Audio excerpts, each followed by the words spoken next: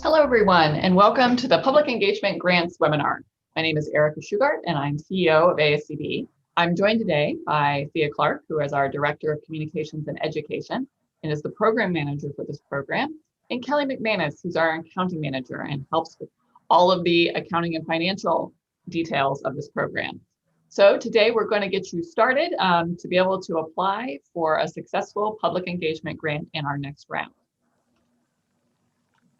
So this is a program that is made possible by Science Sandbox, which is an initiative of the Simons Foundation. The goals of this program are to enable members to increase your capacity and improve the way that you do your public engagement programs, to help programs bridge from smaller self-funded or small public outreach grants to larger federal and foundation grants. So really, if you're self-funding or you have a few $100s or maybe $1,000 you're putting together, not quite ready to make the leap to a big program that might be tens or hundreds of thousands of dollars, this is a grant to help you bridge that. We also want to help members who aspire to have careers that might be away from the bench and are in outreach, or if you're a scientist that is planning to stay at the bench but is really passionate about outreach and wants to do more to enhance their career in that way, this program is for you. And then finally, to fund a set of programs that have a wider impact. We certainly want to reach audiences and inspire them and about science and build their knowledge about science. Now, if you're thinking about what it is that you might want to do and the goals of your project, this is what we're looking for. We want people that are ready to execute bold ideas that are going to engage your community. We want people that have smaller programs that they want to expand. People that are interested in gathering experience and data so that you can be competitive for those larger funding sources. And then, we really value this work, and we think that when we value the work, people should be able to get paid for it. So maybe give you some salary support so you're able to give a little bit more time and dedicate more time to your program. So who can apply to the program? So these are some of our previous awardees, and it's pretty much almost anyone. We really have had successful awardees who are graduate students to senior faculty. Lots of the applicants have been people that live within the United States, but we have had people outside the US be successful as well. People that are working in groups and people that are working more independently.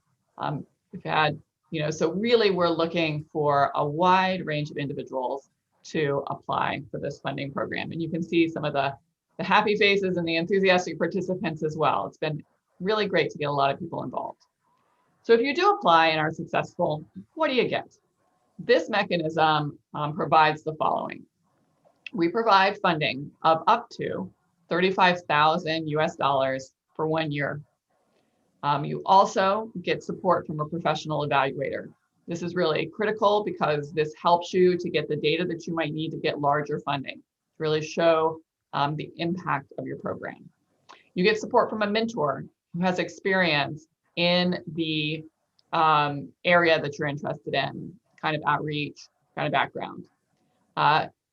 Depending on what the situation is with travel, you get travel funds to CellBio 2021, which will be in December.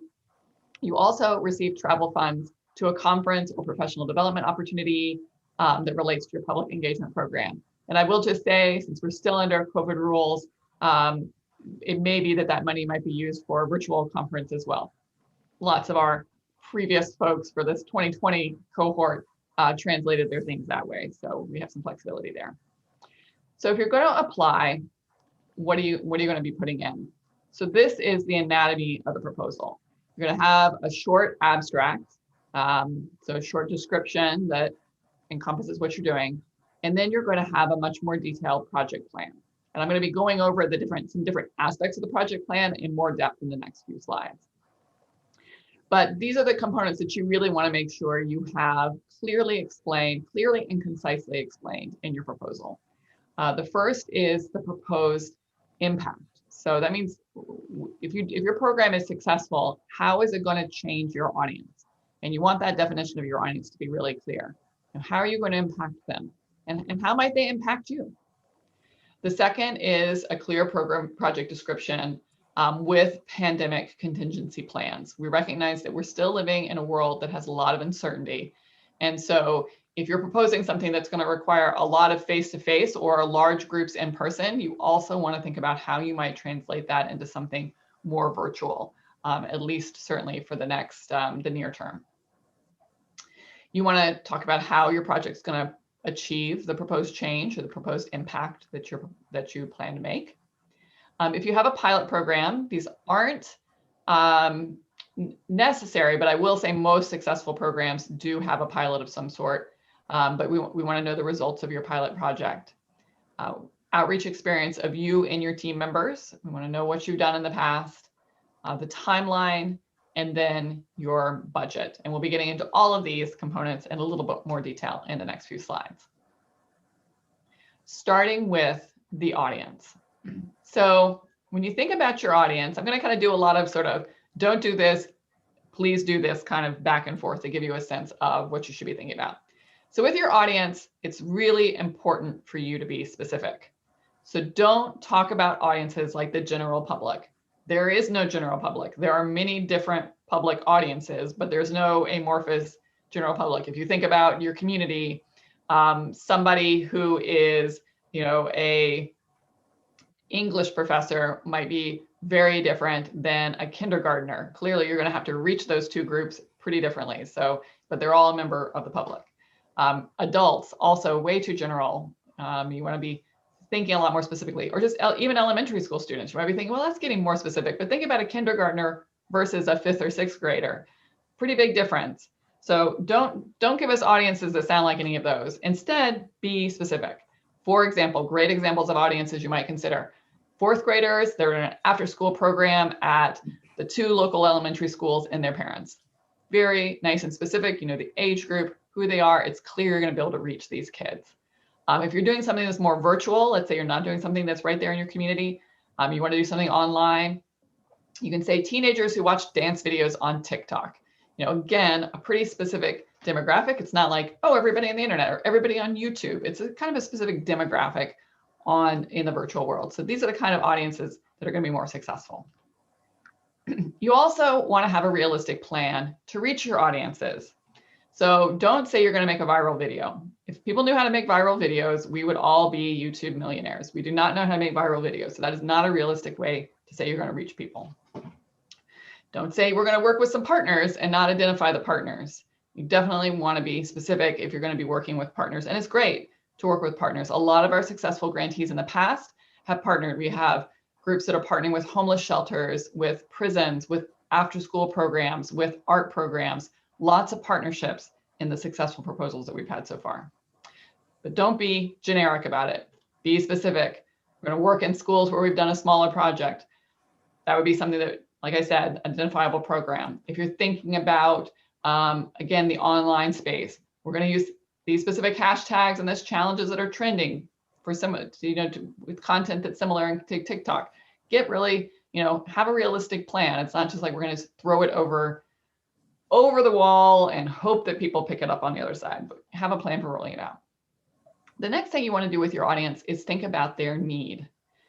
Now you might think, well, I have a need, I want to reach an audience, but you got to think about it from the audience's perspective. So you don't want to do, again, things that are super generic, like everyone benefits when they know about science. I'm not saying that's not a true statement, it's just way too broad. Also, don't say things that you might think are true, but are not, like public trust in science is declining. Not a lot of evidence that actually supports that in the literature. People just have a sense that maybe that's happening, but it doesn't actually show true. In fact, trust in science has actually increased in recent years. So again, be more specific. What does my audience need? Maybe my local elementary school doesn't have a science club. Those kids, those 4th graders, they need a science club.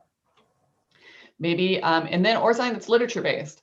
I want to reach middle school girls because that's a time where girls lose interest in science. There is actually a literature basis that supports this. And speaking of the literature basis, use the data. You might use the data from your community or previous projects or in the literature. There's a lot of science communication and public engagement has a literature body, and your proposal will definitely be stronger if you have some familiarity with it. If you don't, here are some places that you can go and get started. Informalscience.org. The National Academy Press has a whole series called The Science of Science Communication, which you can read for free at nap.edu. Pew Research Center, great place for polling. If you want that public trust data and things like that, they have it in spades. And of course, there are journals, Public Understanding of Science and Science Communication, as well as others, being some of the sort of top journals in that field. And again, you can get in and do literature search. Definitely encourage you. You don't have to go crazy. We're not with tons of different literature refs, but I would say, modicum of familiarity with the literature is definitely going to help strengthen your proposal. I'm now going to move on and talk a little bit about the project plan. And I'd just like to pause a moment and just remind you that if you have questions as we go along, please feel free to put them in the Q&A down below. I probably should have said this at the top of the thing. Put them in. If it's relevant at the time, we'll pause and answer it. If it's something that we know we're going to get to, we might answer it later on, or we'll answer it at the end. But we're happy to have you put it in. So if you hear anything and you want to get clarification, don't hesitate to put in a question into the Q&A. All right, now moving into some tips and tricks on making your project plan strong. First, with background, what are we looking for in a successful application? Basically, in your background, we want you to show that you're capable of doing the project. You've got to convince us that you know what you're doing and that you're going to be successful. And I would say that all of the programs in the last round have done similar smaller scale programs. But this isn't like I said, this isn't necessarily needed, but I will say, I think most of them did. And I think it's just because then they can speak a lot more specifically about what they're doing, and we know that they can do it. And I will say, if you're not quite ready for this grant, please know that ASCB also offers smaller grants through our Compass Outreach Grant Program. This is grants that go up to about $1,000. So if you're not quite ready, if you really haven't done anything, this is just sort of a light bulb idea in your head, you might want to consider applying for that first, doing a pilot, getting a little bit more information. It'll make you more competitive for this. All right. Now, the next thing we need to see in the background is, you have to answer these questions. You have to answer, what are you going to do? Where are you going to do it? And how are you going to get it accomplished? And this is not a very long space. The entire project description that has all of these components, the audience, the impact, everything else, it needs to fit in 6 pages. So you want to balance the limited space with the detail needed. I will say that, most proposals do pretty much take the entire space. We do occasionally get proposals that are shorter, and it often does indicate that they're lacking the detail that we might need. So I'd encourage you to, don't do that thing where you do like the 5-point font or something and the really short, really small margins, but definitely make sure you get the detail in. And so now I'd like to pause, and I think we have a couple questions that come in. We're about, and I'll just see what those are. So let's see. Could you speak about funding priorities? Trying to think if that comes a little bit later, if I'm going to talk about that next. I think, yes, let me talk a little bit about funding priorities. We basically are looking for programs that are going to be engagement. So we want things that are bi-directional, things where you might be learning from your audience as much as they are learning from you. That's sort of the peak. We do have a preference to reaching audiences that are underserved, but we have definitely funded projects that are with more mainstream, more audiences that may already have reached with science. Thea, is there anything else that I'm missing on that? I can't think of anything. Okay. It's pretty wide open what we're interested in funding, actually. It definitely is. We've had a really wide range of programs. We're just really looking for things that are solid programs. I see there are a couple of questions that are more funding. We are going to get to funding in a few minutes, so I'm not going to answer those quite yet. The other question is that only open to ASCB members. Thea, I believe that is yes, correct? Yes, that's absolutely correct. Correct. You do need to be an ASCB member to apply for that. For this program, I will say it's a very good deal. Membership is much cheaper than $35,000. So this can be a really good investment for your future. And then I see in the chat, we got a question, and I'll just remind everybody, please use the Q&A, although I am looking at the chat too. Do you ever fund citizen science type efforts, or is that too general an audience? We definitely do fund, citizen science type efforts would be right in this bailiwick. And I would say that, again, most citizen science projects, although they may sort of seemingly appeal to everyone, I know that different projects, attract different people. For example, I am a birder. I like to do birds. I participate in eBird, which is a citizen science project, but I'm not, so birders would be the audience there, or people interested in birds. It wouldn't be general audience. You might have something similar there. You might want to think about that when you think about citizen science projects, but we have had things like that. All right, and then we have questions about institutional programs and funding. We will get to those in a few minutes, and if we don't answer them by the end, we'll come back to those. But I'm not going to quite tackle those yet.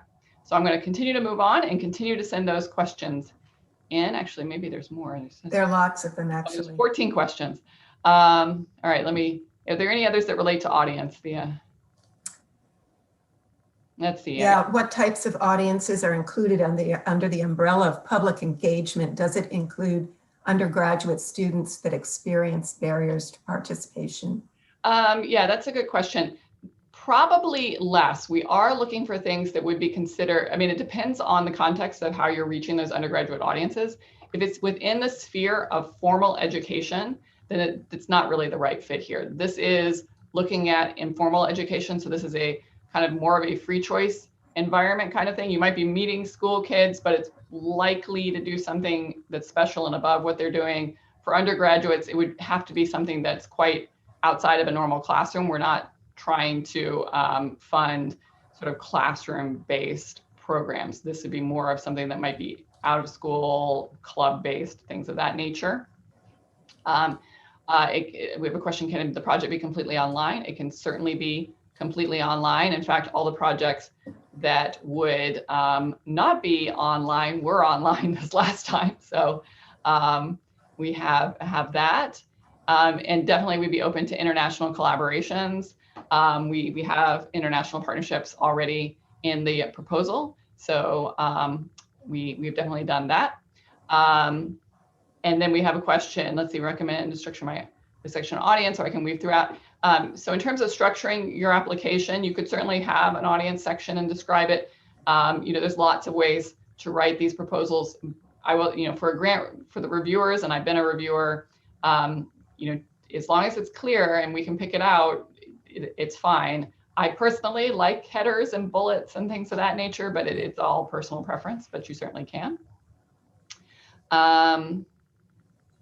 All right, and what I'm going to do is I'm going to continue to move on because I see some of them are more generic, and we'll get to a lot of these at the end. Don't worry, all the questions will be answered. But I am going to continue on at this point in time and talk about proposed impact. All right, so proposed impact. So we want to know how you're going to make a change for the audience that we just described. And we encourage you to think about your goals with the acronym SMART. And what does SMART stand for? SMART stands for specific, measurable, attainable, relevant, and time-bound. So when you think about how you're going to make an impact on your audience, you want to be sure that you are specific, that you're not just sort of saying, hey, they're going to know everything about science, but they're going to learn something specific, that you can measure that in some way, that it is attainable, that it's realistic. That's basically, it's realistic, that it's relevant to your program, that you're not doing something with middle school girls, but you're trying to convince them of something that's not relevant to middle school girls. And that it's time bound. These programs, we're funding you for a year. You don't want to be projecting goals that are like 7 years from now because you won't be able to measure them in the time. So probably a lot of your goals are actually going to be fairly modest because of this. You're not going to change the world in a year, but you can change some of your audience's thinking. So you do want to think beyond the numbers. You don't want to just think, oh, I've reached 100 people. It may be that you're going to change their knowledge, that you might increase knowledge about a certain area, that they're going to learn about microscopes or planaria or whatever it is that you really are focused on. It may be that you're going to change their attitude. Maybe you're going to take a group of people that don't like science and make them like it more. Maybe you're going to take a group of people who are kind of scared of using microscopes and make them more comfortable with microscopes. You might also be improving skill. Maybe it's critical thinking skills. You know, maybe it's skills about field research. There's lots of different kinds of things. So you want to think about your impacts in that way. And again, here's a little bit of the do's and don'ts. So with the goals, you want to say, you should define a need. So again, don't just sort of say, I'm going to reach, 100 views with my video. I'm going to be successful if 100 people look at my video. Or I'm going to increase the number of women in science. The first is, it's fine, but it's not a change on the audience. And the second is way beyond what you're going to be able to measure in a year with your program. So don't do either one of those things. Instead, set it as something. Here's something that's smart. It's middle school girls will be able to identify a scientist role model by the end of the program. So it's smart, it's specific. They're going to be able to identify as a scientist. It's measurable. Can they identify a scientist or not? It's attainable. This is something that's realistic for them to do. It's relevant. Middle school girls, they might drop out of science. Here's a role model that's going to help them. And it's time bound by the end of the program. So there's a very nice SMART goal, for example. Another one, again, that's a little bit more about, the online version might be that on our theoretical TikTok videos that we're doing, people are going to ask relevant questions about science in the comment area. So it's getting a little beyond like, oh, we'll have 200 views on our TikTok, but we're also going to be able to look at this discussion. We're going to be able to see the exchange there. So that's another example of a goal. And now we're going to move on to financial management. And again, we are going to get to all of the questions that are in that Q&A, so keep them coming. But I'm going to turn the program over to Thea Clark, who is going to walk us through financial management. Take it away. Okay. I think before I start this, I'm going to tackle a few of these questions, if you don't mind, just to make it clear. In terms of interinstitutional programs, we welcome collaborations. So by all means, you can work with another school, large and small. So that's that. We do sometimes fund projects at less than the requested amount, but generally speaking, we try to give you what you've budgeted for if you're accepted. Yes, you can put images in your project plan. Does the project need to be sustainable after funding ends? Not necessarily. How many proposals did we receive last time? Erica, do you recall? I think it was. So I know that last round we received 76. more than the first round. I want to say it was like 50. Yeah, I think it was somewhere between 50 and 60. Yes, the first round I know that we had about 35. The Yeah. last round was between 50 or 60. And I will tell you that it is competitive. We get some strong proposals in. It was hard to choose last time. I anticipate it'll be the same. You all are a creative group. Yes, if you're at an HBCU, you can apply. You do not need to be affiliated with an institution to apply. So, you can do this independently of an institution. This past round, every single person that was funded happened to be affiliated with an institution. The previous one, we didn't have that. If anybody wants to ask me further questions, if you go to the website, the ASCB website, you will see that my email is there, and I'll give it to you at the end of this call. You're welcome to send me an email and we can discuss projects further. And I'll also answer, how many do you fund per year on average? It's been about 7 each time. So let me go ahead and, Erica, you want to advance the slide? Okay, so here we're discussing if you're applying as an individual, there won't be indirect costs. If you are affiliated with a university and they're going to handle the money for you and help you with tracking your budget and that kind of thing, there might be fees. So before you apply, you need to check around to see what that rate is. And sometimes it's an actual indirect, and sometimes it's an actual fee. So you'll need to put that in your budget, but no more than 20% of total costs. Next slide. Okay, next slide, team structure. So we want one person to apply, and that's the person that I will be corresponding with if you're successful. But we welcome you to have teams. If you do have a team, you'll need to describe it, how you're going to work together. One thing we've discovered in the past round is that we're trying to be more generous with team members, and we're bringing them into the process as much as possible, so they can have access along with the lead to the evaluator, to professional development, especially if it's virtual meetings. We're able to send more people. And you know, when we bring you to conferences and that kind of thing, there's often been enough money for team members to attend as well. So we're trying to make this have more ripple effects and bring more people into it. And I think that's been pretty successful. Okay, so I think Erica touched on this.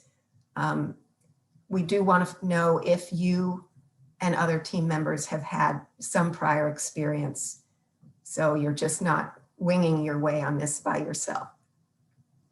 Okay, so we welcome applications for between 10,000 and 35,000.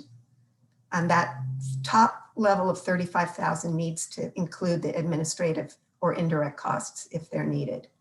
It's fine to do subcontracts with other organizations, but we do want the budget to be as realistic as possible. And we do want you to have done your homework so that you know how things are going to cost, how much things are going to cost. And we ask for progress reports now on your achievements and challenges, and whether your budget is on track. And we request those about every 2 months. And then mid-year, we actually want a much more thorough budget accounting, because we want to make sure that we're spending all the money that Science Sandbox has generously given us and that we are able to give to you.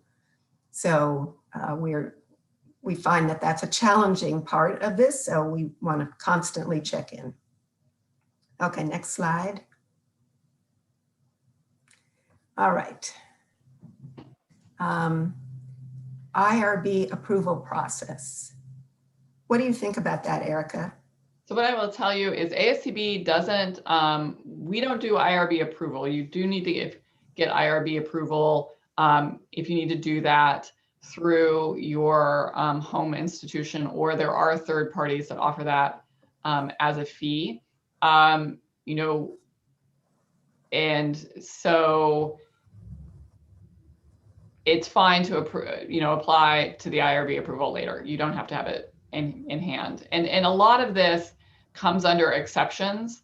So you may or may not need, you're probably going to have an exception. It's not like a clinical trial. Generally speaking, a lot of the kinds of evaluation that is done in these kind of programs has exemptions to it.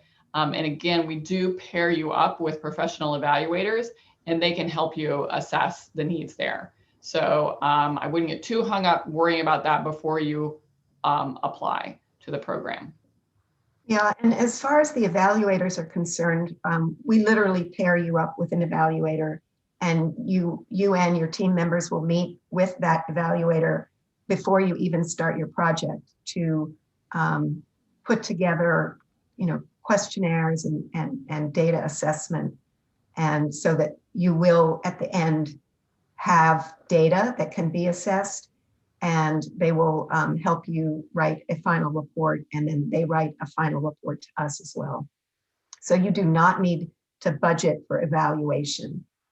We pay for that, and all the travel to conferences is also, you don't have to budget for. That comes out of a different pot of money.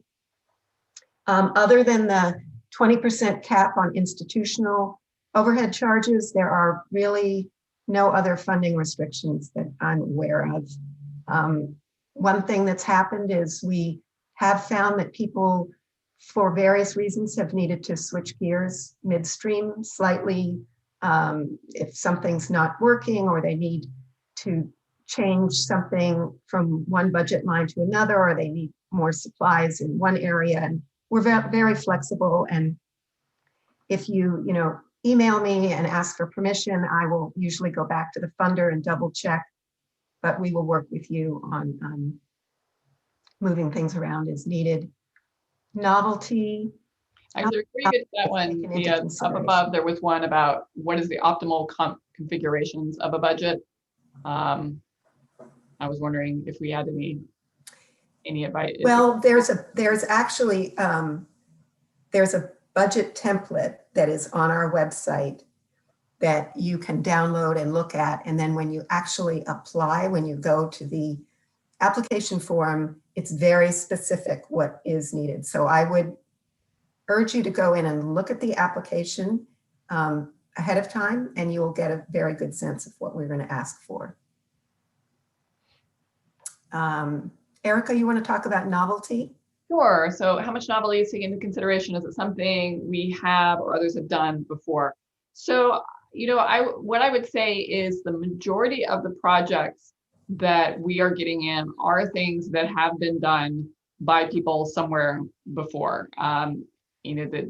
Whether it's going into prisons to do education, or it's running remote microscopes for school kids that can't get in. I don't think we've seen anything that has never been done before. That being said, we certainly welcome novelty. We've had some programs that have been a little bit less time worn maybe, but it's really more about, is it a solid project? Is it engagement? Are you reaching your audience as well? Novelty would be great. I mean, I think it would, we'd love to see that, but it's not necessarily something that is necessarily going to be, we funded, like last round, we funded 2 programs that were actually pretty similar with going into prisons. So it's not as if we're only funding one of each kind of program as we go along. But, novelty is great. Love to see novelty. If you have something that's novel, super. I would say, please look at the literature. Please go out and see what else has been done. There are a lot of programs in this world. And if you come up with something truly novel, and you're making a statement that is truly novel, please make sure that you've gone out to see, because the people reviewing this grant are actually quite familiar with this area. My background is in the museum world. I'm one of the reviewers, really familiar. We have others, that are people that manage grant programs on this. We know novelty when we see it. So make sure if you're claiming novelty that you've done your homework and it truly is novel. Let's see, what validations for pilot programs would be good to add to the proposal website or images? Yeah, I mean, you can definitely put some images in there. That always enhances. I always love to see images before, a brief description of what you've done before, and that impact is good. Usually people might write, just a little bit of background about this, but certainly, I think whatever you feel like you need to make the case that you have the experience, the background to go in and do the project successfully is what you want to put in there. All right, let's see. Limit to the number of applications that your team lead members on each application cycle. Thea, do you have thoughts about that? I don't know. That one's got me flummoxed. I think last time we did have somebody who applied for 2 different projects. I don't think there's a reason you cannot. I wouldn't do more than 2, but I also think that it might almost indicate that you're just casting around for too many things. So I would think seriously about whether that's a Yeah, I would say as a reviewer, we're highly unlikely to fund one group with 2 different proposals. So, don't try to do a thing where you're funding like part of a program, like 2 different parts of the same program to get 60 or 70K out. I just doubt that will be successful, because part of it is we're also, trying to make sure that we can do a range of programs So we're pretty unlikely to fund the same group with two different programs. I would definitely suggest that you figure out what your strongest case is and really go full force on that one. Yeah. There's a question about whether you need to identify a mentor. And the answer is there is on the application form a place to identify a mentor. If you cannot find your own mentor, we will help. But I actually think it's a good practice to try and find somebody who's in the area that you want to do your project in, and reach out to that person after the project is approved. And it's a really great opportunity for networking. And it's, I think, better for you to be able to identify somebody you want to work with than we dream somebody up for you. But we can help if you need help. Can it be geared towards summer programs? So the problem with the summertime is that this grant cycle is really on an academic year. So the projects can start as early, well, I guess you could do some summer, but the money doesn't even get to you till June, and you have to meet with an evaluator. So what do you think, Erica? It's just tricky. I mean, the truth of the matter is that this funding mechanism has a certain time frame, and it's kind of basically most people can't get their program started until about August, and then you're going to end, the next year around June. So it's just super hard. Like it's not great for summer programs just because of the timing. And sorry about that. It's just kind of the nature of this funding mechanism. It is tricky. So yeah, we haven't. It's a little tricky. You might, if you have specifics, you might want to reach out and talk through with Thea about, like, if you really hit the ground running and you were really ready, it might work out, but it's a challenge. We do not have an example of successful grants for viewing. We have discussed this, but it's a little tricky because the grants are very different depending on the projects. So they might not really be that informative. So I really don't have anything available, but I'm happy to, but if you need to bounce ideas, just send me an email and I'm happy to work with you a little bit. The other thing I would say is we have published blog posts about the programs and articles. If you search public engagement grants, maybe it's on the website. You can read about the other programs, so you can get a sense of who's done them and what they were. So you can definitely take a look at that. Yeah, and actually on the website itself, it indicates the projects from the last 2 rounds of funding. So you'll get an idea from those. Yes, graduate students can apply. We have had numerous graduate students successful. Do not, we have everybody from graduate students to faculty, and I will tell you that we have funded at all different career stages and had success for people that are at all different career stages. So please, graduate students, feel like you can get in. You're going to be competitive if you write a good proposal here. Erica, do you want to tackle the one? Does your set of criteria for science outreach include projects which build infrastructure and capacity for bringing science facts information directly to any user? So what I would say about that the piece of that question that sort of raises my concern flag is that last bit where you say any user. I'm assuming you're talking about maybe an online audience. And I would just say that there is really no website, even Facebook, Facebook for all of its reach, that is kind of any user. Most websites do, you still have to target. You're reaching people that like whales. You're reaching middle-aged 35-year-old women who like Pinterest.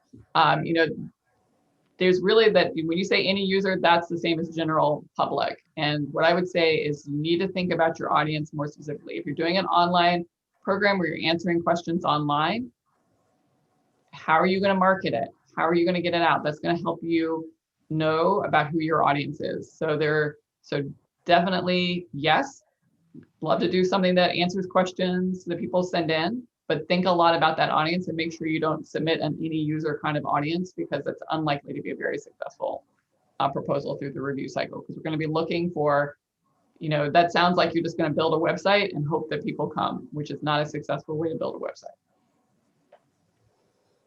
Okay, there's a question. I'm applying on behalf of a team. Does only my CV need to be submitted? Yes, correct. That next one is just, that's not actually a question. We don't need to worry about that. Oh, okay. So clarifying the groups. All right. Does the theme need to be about cell bio? Absolutely not. Yeah, we've had a lot of things that aren't cell bio. Cell bio would be great though. We like cell bio. We've definitely had ones that are all cell bio, but we've had a lot of programs that are, more general about science and critical thinking. So you want to think about what your audience wants to know. Sometimes your audience may or may not be ready to learn about cell bio. We have a question about links to the blogs. I think the best way to find the blogs, frankly, is to go to the ASCB website and go to the search and type in public engagement grants, and you'll get a whole slew of things that come up that way. Can funding be used for traveling expenses of a selected person from the targeted public, for example, a high schooler to ASCB? Oh, like a high schooler to the ASCB meeting, maybe? Could be. Maybe. Yeah, if you want to write that into your budget, there's no reason not to do that. Let's see, projects have science reporters as an audience. We have not received a project with science reporters as an audience as of yet. So a lot of the programs have either been targeted at the K through 8 population or adult audiences who are a variety of different kind of adult audiences, I would say. Can the project be on coding? Yes. It could be on coding. Did you fund projects that are similar to previously funded projects by ASCB? Yeah, I mean, again, we're not looking for necessarily something that's never been done before. Like I said, we had a couple of very similar projects even in the last round. We've had a number of programs that are in that sort of after school sphere, kind of reaching kids through clubs and after school in different kinds of places and capacities. So you definitely, like we said, novelty would be great, but you don't have to worry about bringing something that's novel. Here's a question. Does every member of the team who applies need to be an ASCB member or just one person? Just the lead person needs to be an ASCB member. Although ASCB membership is very beneficial to many people, so you might want to think about that. And we welcome your team members to apply. Who could the mentor, and could the mentor be the ASCB member? The mentor can be an ASCB member, of course, but the person who's applying for the grant must become an ASCB member first. Yeah, and the mentor can be, the mentor doesn't have to be, and we've had a mix. All right, well, we got one more question. I was about to say, and that wraps up our question, but no, it doesn't. What is an example of an ASCB Compass smaller grant that made it to successful public engagement grant?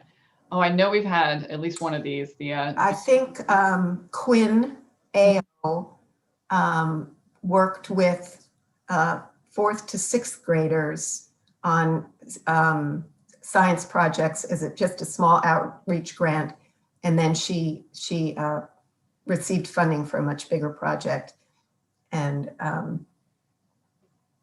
yeah, I'm trying to remember off the top of my head whether the color of science this round that's working with kids who have dyslexia was also a Compass grant. I'm not 100% sure. My apologies. I don't know off the top of my head, but you can check it out.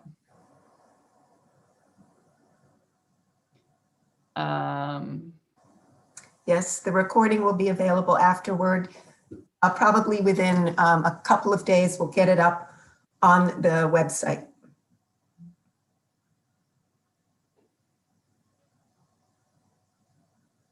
I think there were a few things that might have appeared in the chat down here. I'm seeing that there's a few things with the chat.